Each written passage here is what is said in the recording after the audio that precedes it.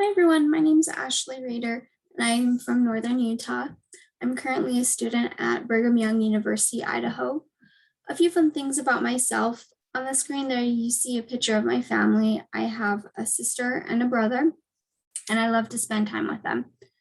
This spring we went to Disney World and Universal and spent time there.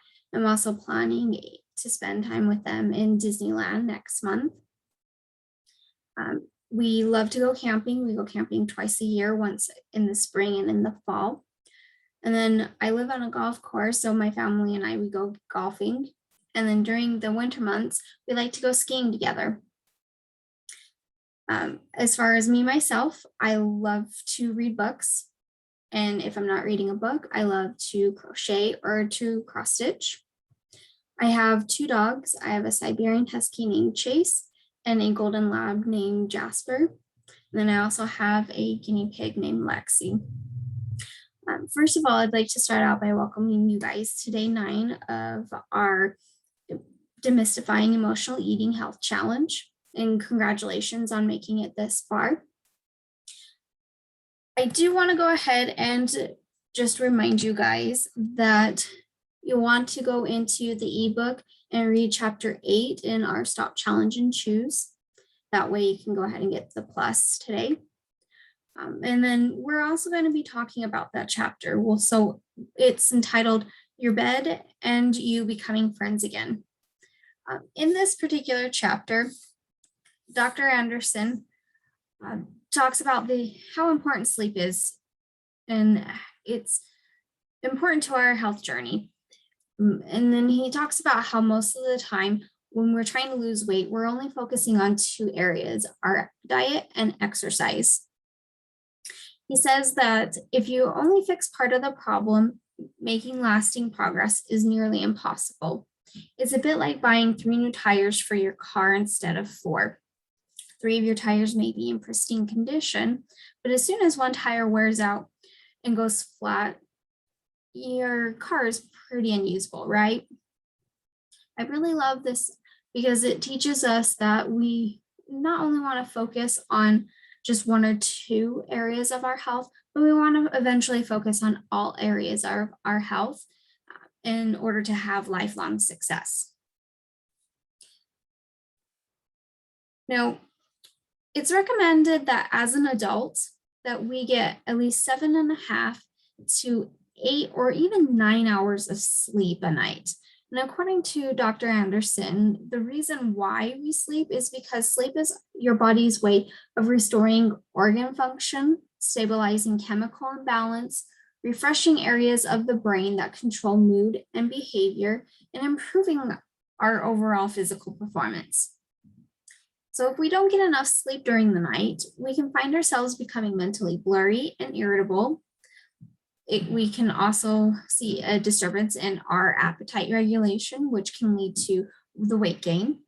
This has also been linked to other serious diseases such as heart disease and increased inflammation that could lead to cancer. Scientists have observed that over time with a chronic lack of sleep, this can not only lead to weight gain, but adversely impact our learning and memory, compromise our immune system, elevate our blood pressure, shorten our lifespans, and contribute to mental and emotional issues. This can impact our cognitive abilities, including our perception, judgment, reaction time, and decision making. Have you guys ever noticed that when you're tired, the food choices that you tend to make are based on your emotion?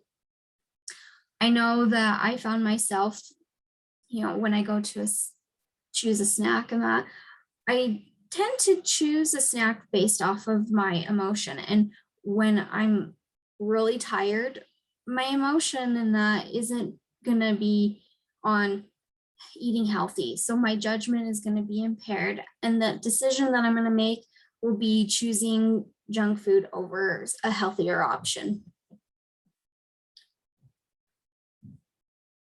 So not only can your lack of sleep impair your emotional eating decision making, but it can also impact our decision making in that through the rest of our day. For example, I recently came back from a trip to California, and my flight got in really late Sunday night, and I have to be to work at 7 a.m. the next morning. Well, as a quality assurance analyst, I have to make judgment calls all the time, and I make decisions that impact whether an agent's going to fail their call or not. Most of the time, when I have adequate sleep behind me, I can make these judgment calls with no problem. But that first day back from my vacation, I had the hardest time making decisions. I was second guessing myself, and normally I would never second guess myself. How many of you wake up in the morning and hit your snooze button? That is me. I love my snooze button, and I hit that thing as much as I can possibly get away with. I definitely am not a morning person. One of the habits of healthy sleep says to get away from hitting that snooze button and just waking up first thing in the morning as soon as your alarm goes off. Another suggestion to help us be able to get the amount of sleep that we need each night is to set a bedtime routine and don't deviate from this. First, you're going to want to decide what time that you need to be up in the morning, and then count 8 hours back from there to find what time you actually need to go to bed. So for example, currently I have to be to work at 7 a.m., but I work from home, so I don't have to factor in a commute time. So I figure I need to be up at 6:45 in the morning. That way I can start my computer, feed my guinea pig, take care of my basic hygiene needs, and then be ready to go at 7 a.m. So I figure that I have to be in bed by 10:45 each night to be up at 6:45 and start my day. Now, you'll also want to go ahead and figure out a nightly routine. So on the screen, you're going to see an example of what your nightly routine can look like an hour before you go to bed. So for example, on an hour before you go to bed, it's suggested that all pets and children, if you have any, are asleep. You can take a hot bath or a hot shower. Make sure that your thermostat is set at a comfortable level. Clean up any clutter that may be around your house.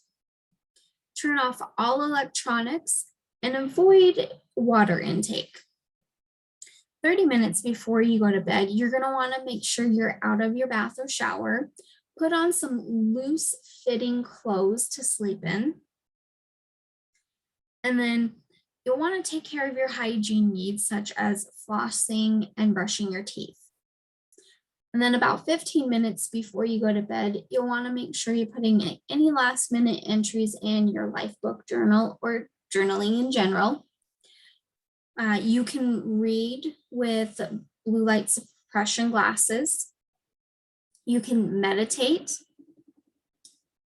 And then just before you get into bed, you're going to want to make sure you go to the bathroom, say your prayer, or you can even cuddle or massage or give your partner a foot rub. And then when you hit your pillow, you're going to want to make sure that your mind is completely turned off. So for example, my nightly routine is similar to this. So I start getting ready about an hour prior to my bedtime. I make sure that my guinea pig has food, water, and a treat. I take a hot shower. And then once I get out of my shower and that I have some really loose fitting pajamas that I wear, I use that time to brush my teeth, floss, and then I will make sure that I use the bathroom before I go to bed. And then by the time I'm hitting my pillow, my mind is completely turned off. So I want to challenge you guys that are having a hard time with your sleep to come up with a routine that consists of figuring out what time you need to wake up in the morning and calculating 8 hours back from there, what your bedtime would be. Come up with a nightly routine that you're going to have about an hour prior to bedtime, all of the things that you want to get done before you go to sleep done. And then if you're like me and you love that snooze button, I challenge you to not use it. Try waking up in the morning and turning off your alarm as soon as it goes off the first time. I know that as we work to improve our quality of sleep, we'll see improvement not only in our mood, but we'll be able to think clearly. We'll make it through the day without feeling as tired or not tired at all. I want to thank you for watching this video. I do hope that you guys have a wonderful day.